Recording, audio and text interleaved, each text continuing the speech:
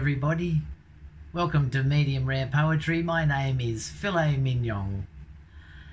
Now today I have a little tale to tell, and it all appeared to me one morning when I had just woken up, and I was thinking that creative writing can be rather a selfish affair where one can spend a lot of time in one's own head, not really paying attention to what's going on around you. And so this little saga today was a reminder for creative writers like me to be very well aware of their loved ones and their responsibilities, if you like, in life. I hope you enjoy Poetic Justice. Poetic Justice by Filet Mignon. His words did flow like honey, her heart was made to swoon. Though quite bereft of money, they bathed in honeymoon.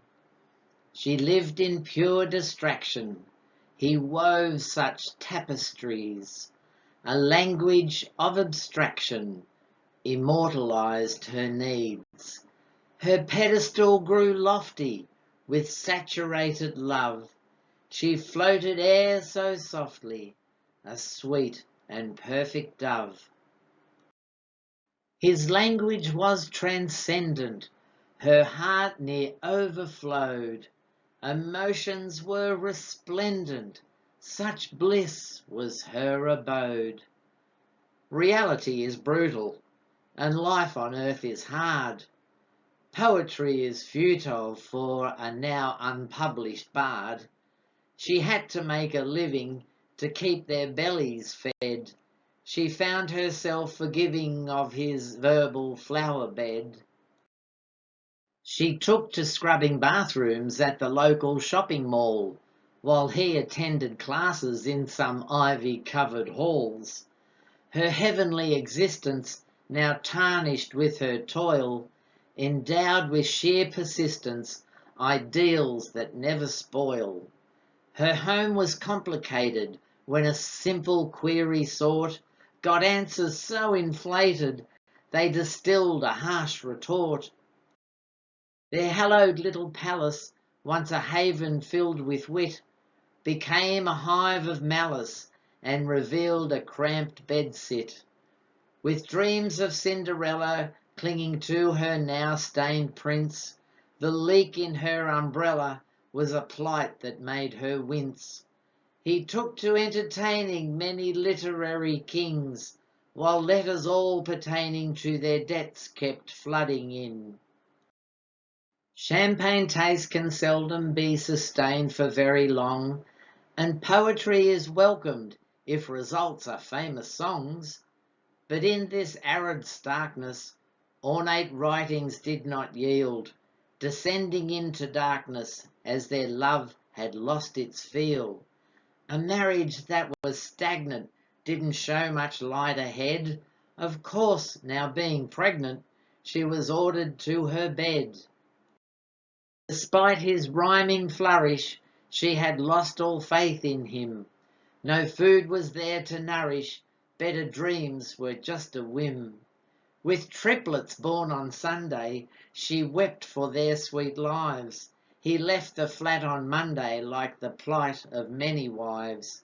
Abandoned, fraught and lonely, she faced eternal sleep. He'd been her one and only, and by now a wanton creep. A moving van attended at her door by end of week.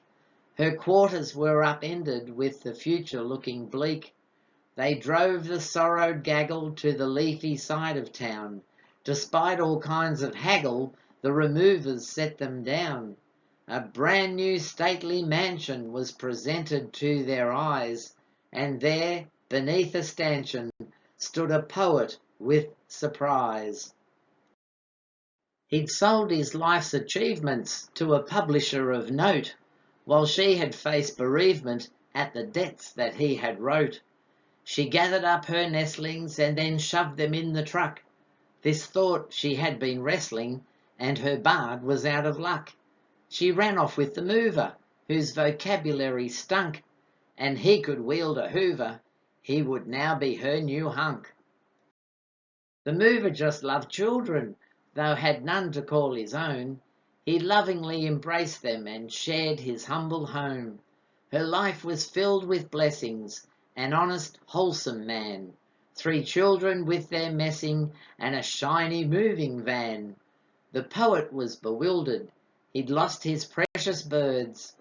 He thought he had fulfilled her, but now was lost for words.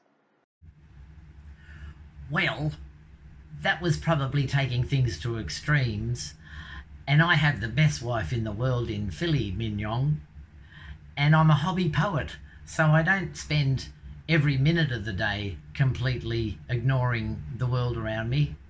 I just jot down a poem every now and again. So, anyway, all a bit of fun. Thank you so much for watching. Please share and like this video and subscribe. That would be great. And I look forward to seeing you next time. Bye bye for now.